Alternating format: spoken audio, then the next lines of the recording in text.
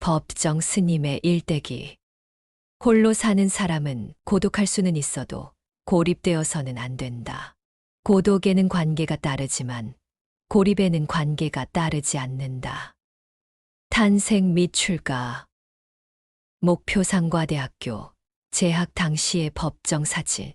1932년 전라남도 해남군 문내면 선두리 우수영에서 태어나 목포공립상업중학교를 졸업하고 목포상과대학교에 입학했는데 하필 1950년에 한국전쟁이 터졌다.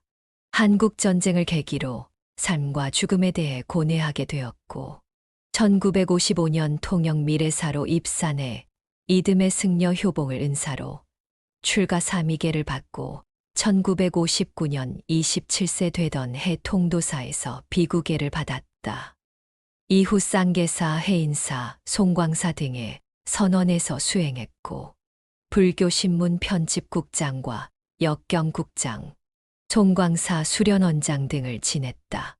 이후 서울봉은사 달해헌에 살면서 운어와 함께 불교 경전 번역 일을 하던 중 함석헌, 장준하 등과 함께 1971년 민주수호국민협의회를 결성하고 유신 철폐개헌 서명운동에 참여하는 등 민주화 운동에 적극적으로 나서게 된다.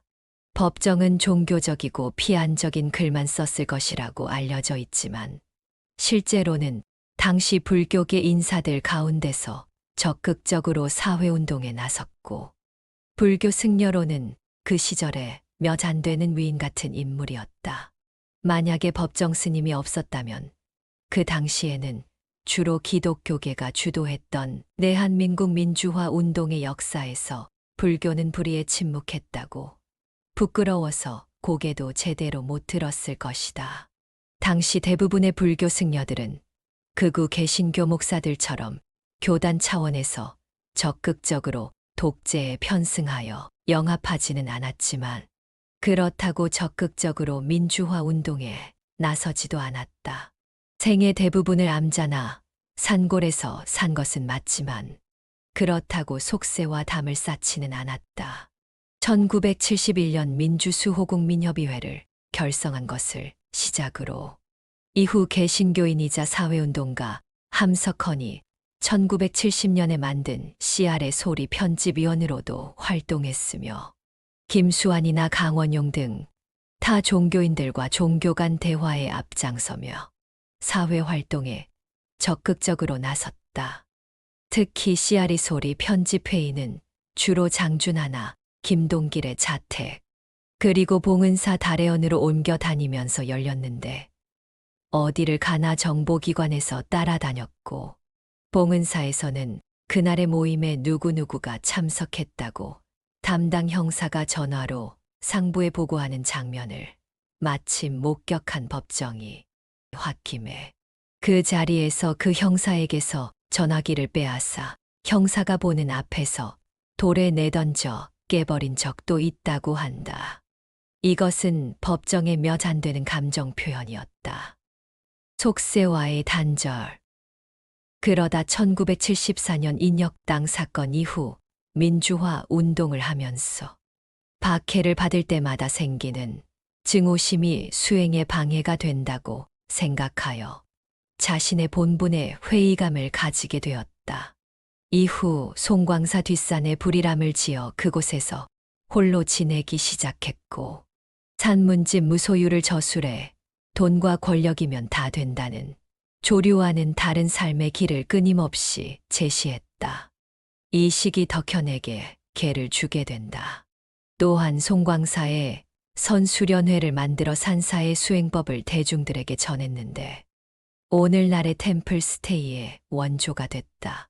법정이 머무는 곳은 그곳이 어디든지 전통과 현대, 불교와 대중의 소통이 있었다.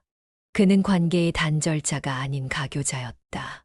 무소유 외에도 여러 저서로 일약 유명해지면서 찾아오는 사람들이 늘자 불이람 생활, 17년째가 되던 1992년에 다시금 출가하는 마음으로 불이람을 떠나 강원도 화전민이 살던 산골 오두막으로 이사를 가버리곤 법회 때나 가끔 산을 내려왔고 어디에 사는지는 아무도 몰랐다고 한다. 이후 자신의 오두막 생활을 소개한 새들이 떠나간 숲은 적막하다와 오두막 편지를 저술했다. 길상사 시주. 1994년에는 시민운동 단체인 맑고 향기롭게를 만들어 이끌었으며 1996년엔 기생 출신으로 백석의 연인으로도 알려진 김영한으로부터 서울 도심의 요릿집 대원각을 시주받아 이듬해 길상사로 고치고 회주가 되었다. 김영한은 10년 전 법정의 무소유를 잃고 법정에게 자신의 전 재산인 대원각 부지 7천여 평을 시주해 절로 만들어 달라고 요청하였으나 법정 본인은 10년 동안 받지 않고 버텼다. 그러다 1996년에야 시주를 받아들인 것. 이후 법정은 김영한에게 길상화라는 법명을 지어주었고 김영한은 3년 뒤인 1999년 세상을 떠났다. 그는 자신의 뼈를 길상사에 뿌려달라는 유언을 남겼고 이후 유언대로 그의 유해는 길상사 경내에 뿌려졌으며 길상사에는 그의 공덕비가 세워졌다. 1998년 길상사를 개원했고 이 자리에 당시 천주교 서울대교 구자 김수환 스테파노가 참석해 직접 축사를 하여 화제가 되었다. 법정은 평소에도 이혜인 등 가톨릭계 인물들과 인연이 깊어 이를 계기로 김수환이 직접 축사를 온 것이었다. 법정 역시 1998년 명동성당에서 열린 성탄전야 미사에서 제대에 올라 강론을 하였다. 이때 법정이 이 제단 위에 저를 올려주신 천주님, 은혜에 감사드립니다라는 강론의 첫 문장이 화제가 되기도 했다. 길상사를 개원한 후 법정은 다시 강원도 오두막으로 돌아가 1년의 봄, 가을 정기법회 때만 길상사로 내려와 법문을 설파하였고 2003년에는 길상사 회주 자리를 내려놓았다. 하지만 이후에도 계속 길상사에서 법회를 가졌다. 사망. 이 몸뚱아리 하나를 처리하기 위해 소중한 나무들을 베지 말라. 내가 죽으면 강원도 오두막 앞에 내가 늘 좌선하던 커다란 넓적바위가 있으니 남아있는 땔감 가져다가 그 위에 얹어놓고 화장해 달라. 사리는 찾지 말고 수의는 절대 만들지 말고 내가 입던 옷을 입혀서 태워달라. 그리고 타고 남은 재는 봄마다 나에게 아름다운 꽃공양을 바치던 오두막들의 철쭉나무 아래 뿌려달라. 그것이 내가 꽃에게 보답하는 길이다. 어떤 거창한 의식도 하지 말고 세상에 떠들썩하게 알리지 말라. 이제 시간과 공간을 버려야겠다. 남기는 말. 모든 분들에게 깊이 감사드립니다. 어리석은 탓으로 제가 저지른 허물은 앞으로도 계속 참회하겠습니다. 내 것이라고 하는 것이 남아있다면 모두 사단법인 맑고 향기롭게 주어 맑고 향기로운 사회를 구현하는 활동에 사용토록 하여 주시기 바랍니다. 그러나 그동안 풀어놓은 말빚을 다음 생으로 가져가지 않으려 하니 부디 내 이름으로 출판한 모든 출판물을 더 이상 출간하지 말아 주십시오. 감사합니다. 모두 성불하십시오. 상좌들 보아라. 인연이 있어 신뢰와 믿음으로 만나게 된 것을 감사한다. 괴팍한 나의 성품으로 남긴 상처들은 마지막 여행길에 모두 거두어 가려 하니 무심한 강물에 흘려보내주면 고맙겠다. 모두들 스스로 깨닫도록 열과 성을 다해서 거들지 못하고 떠나게 되어 미안한 마음 그지없다. 내가 떠나더라도 마음속에 있는 스승을 따라 청정수행에 매진하여 자신 안에 있는 불성을 드러내기 바란다. 덕조는 맞상좌로서 다른 생각하지 말고 결제 중에는 제방선언에서 해제 중에는 불이람에서 10년간 오로지 수행에만 매진한 후 사제들로부터 맞사형으로 존중을 받으면서 사제들을 잘 이끌어주기 바란다. 덕인, 덕문, 덕현, 덕운, 덕진과 덕일은 덕조가 맞사형으로서 존중을 받을 수 있도록 수행을 마칠 때까지는 물론 그 후에도 신의와 예의로 서로 존중하고 합심하여 맑고 향기로운 도량을 이루고 수행하기 바란다. 덕진은 머리맡에 남아있는 책을 나에게 신문을 배달한 사람에게 전하여 주면 고맙겠다. 내가 떠나는 경우 내 이름으로 번거롭고 부질없는 검은 의식을 행하지 말고 사리를 찾으려고 하지도 말며 관과 수의를 마련하지 말고 편리하고 이웃에 방해되지 않는 곳에서 지체 없이 평소의 승복을 입은 상태로 답이하여 주기 바란다. 2010년 2월 24일 법정 박재철. 강원도 오두막에서 자연 속 삶을 살다 가끔 내려와 법회를 가지던 무소유의 생활을 실천한 법정은 마지막 순간까지 버리지 않았다. 2000년대 중반까지는 길상사에서 내려와 법회를 가지거나 교리 교육을 하는 등 사목 활동을 왕성하게 했으나 2007년 10월 폐암 진단을 받고 2009년 길상사 봄 정기 집회를 마지막으로 봉행한 뒤 연말에는 제주도에서 요양을 했다. 2009년 2월 김수환이 사망했을 때도 건강 문제 때문에 직접 조문하지 못하고 대신 추도에 글을 보냈다.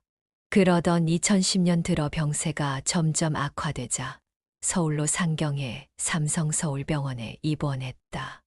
이미 병세가 심각하여 사망 6일 전인 3월 5일 법정은 앙상해진 몸으로 산소 마스크를 댄 채로 호흡을 하였다.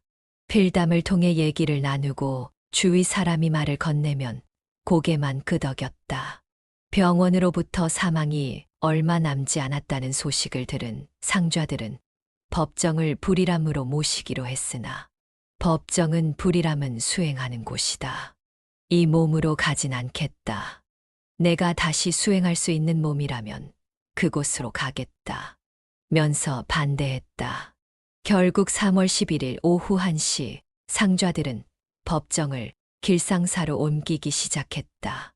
길상사에 도착하자 링거를 꽂고 침대에 누운 법정은 구급차에서 내려 길상사 주지실로 향했고 법정이 지나가자 대기하던 수많은 신도와 승려들은 합장한 채 울음을 터뜨렸다.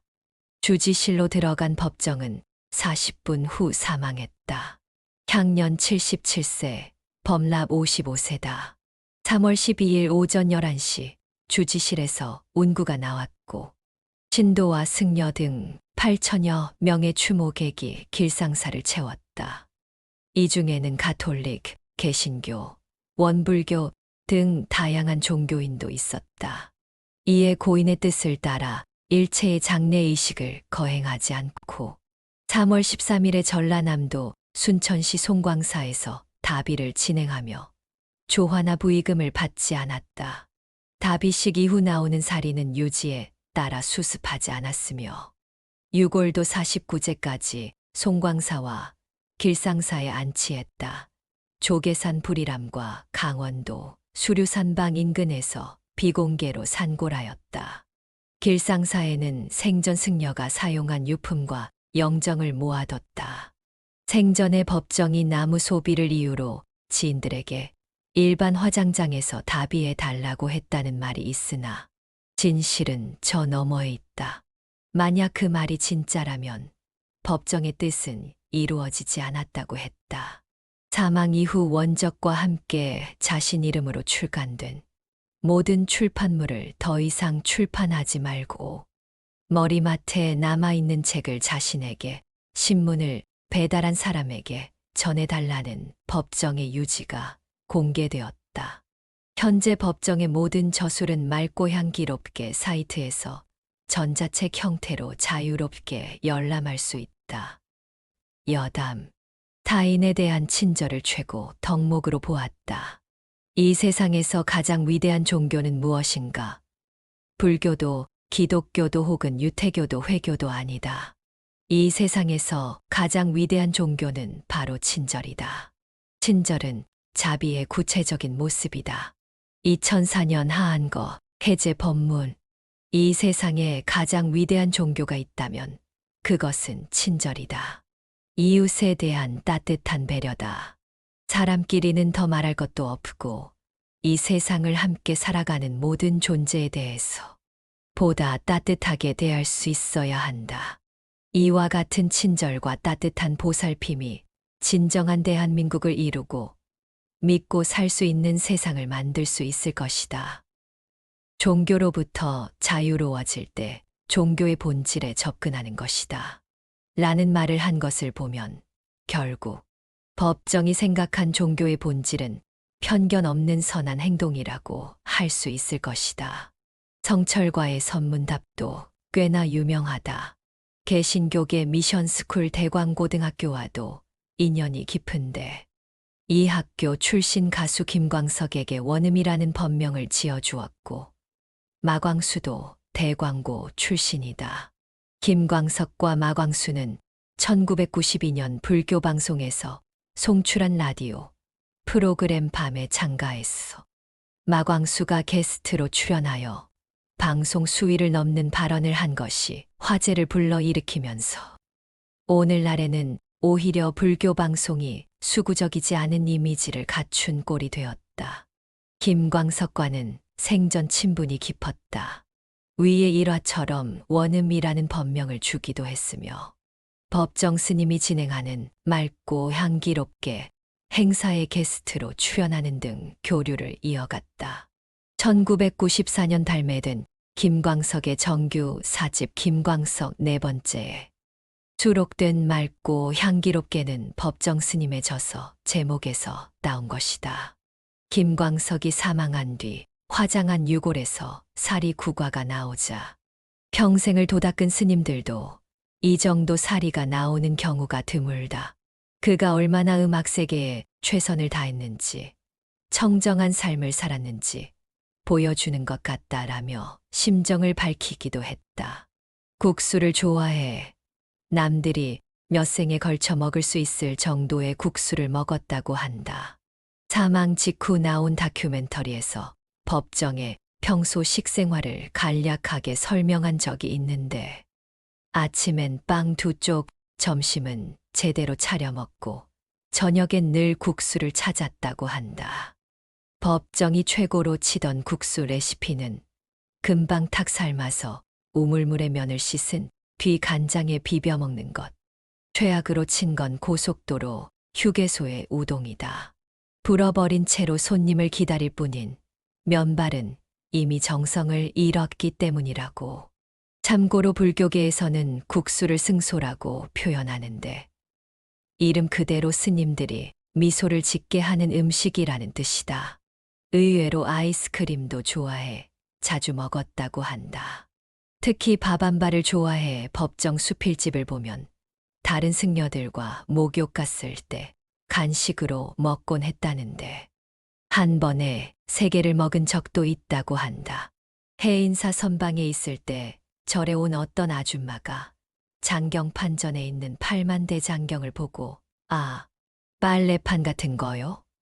라고 한 대의 충격을 받아 한글 역경의 중요성을 절감하고 이후 운허를 도와 불교사전을 편찬하고 봉은사의 달의 연에 머물며 한자로 된 불경의 번역에 힘쓰게 되었다고 한다.